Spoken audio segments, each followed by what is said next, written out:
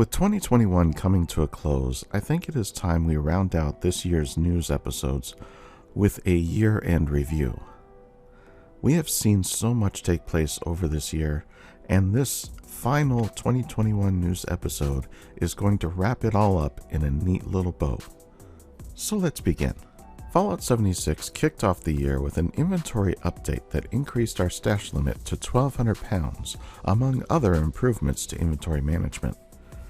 There were numerous quality of life improvements included in that update as well. February brought us a seasonal event titled Spread the Love. While this event was kind of lackluster, it did give us some unique in-game items. Moving into March, we saw Microsoft acquire ZeniMax and all of its holdings, including the entirety of Bethesda. This caused some to worry about the future for many games. This, of course, was no worry at all. Microsoft has proven to be a force of good for all the studios under the ZeniMax umbrella. We also saw the second big update for Doom Eternal with the Ancient Gods Part 2. During this time, id Software would be working on bringing both parts to the Nintendo Switch. Those would release in June and August respectively. In April, we got the Locked and Loaded update for Fallout 76. This update brought Season 4, special resets, camp slots, and much more. The camp slots and being able to change your special loadout were really great changes to the game, and I think we can all agree on that. July would see the second part of the Brotherhood of Steel story titled Steel Reign. With that major piece of story content, we also got Season 5, increases to the amount of all of the various currencies that can be obtained, a new vendor named Minerva, and loads of quality of life improvements. With Season 5, we also got some radio plays that gave us some lore details for Katie Inkwell. These radio plays were really fun to listen to, and I am glad Bethesda has continued to make these a regular fixture for Fallout 76. September would prove to be a big month for Bethesda as Fallout 76 got another big change brought to it. We saw the controversial end for the Nuclear Winter mode and the introduction of Fallout Worlds. This update divided the community like no other update had done before. There were many players who were upset about the retirement of the Nuclear Winter mode. There were also many players who were looking forward to seeing it go and give Fallout Worlds a shot. I understand why this happened, but I also thought that more could have been done to bring Nuclear Winter back to life and really turn it into a mode worth playing for the long term. That said, it is now gone, and Worlds is a wonderful addition to the game. Now, Bethesda needs to make sure they keep that mode updated so it stays fresh and draws the player base in. September also brought Arcane Studios' new game, Deathloop. This game was met with high praise, and it was well deserved. This game is worth buying and playing. If you have the chance, I suggest checking it out for yourself.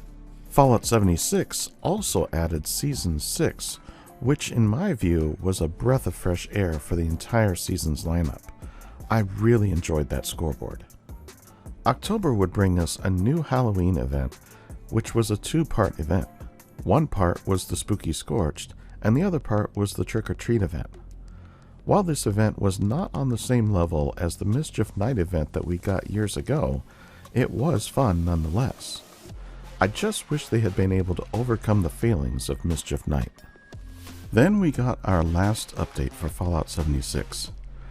This update, titled Night of the Moth, brought a new seasonal event to the game.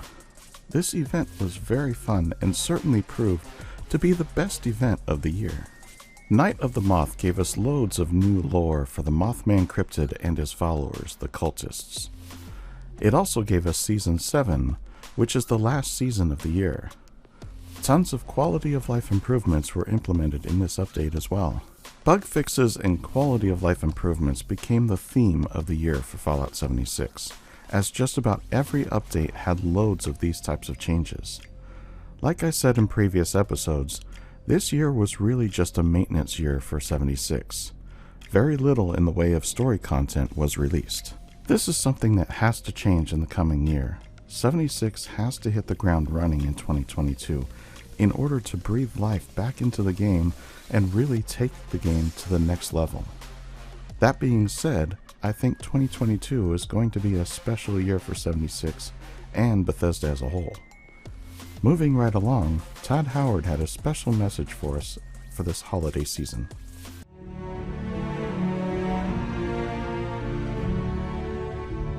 Hi, from all of us here at Bethesda Game Studios, we want to thank you for becoming part of Constellation. The team has made such great progress on Starfield this year. We can't wait to show it to you next year. We just want to wish you and your families an incredible and very happy holidays. Thanks for everything you do for us.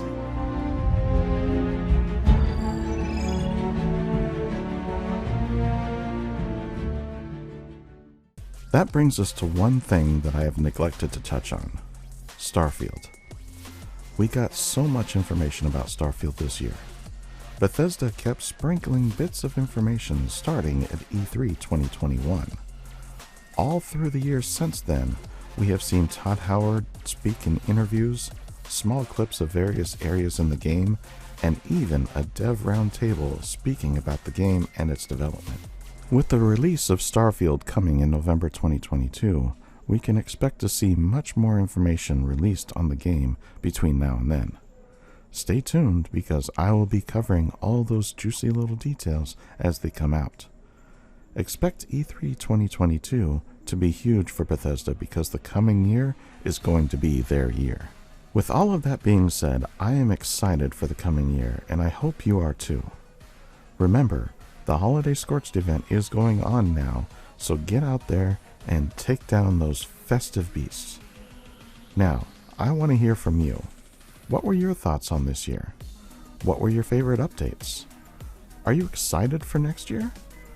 Sound off in the comments below. Well, that brings this news episode to an end. I hope you enjoyed it. I loved making these episodes for all of you. If you did enjoy it, consider giving it a like. Subscribe if you still haven't, and share it with your friends. Thank you all for making my first year on YouTube great. I appreciate you all so very much, and I hope everyone has had an awesome holiday. Here's to an even better new year. As always, I'm just glad you stopped by, and I'll see you in the next one.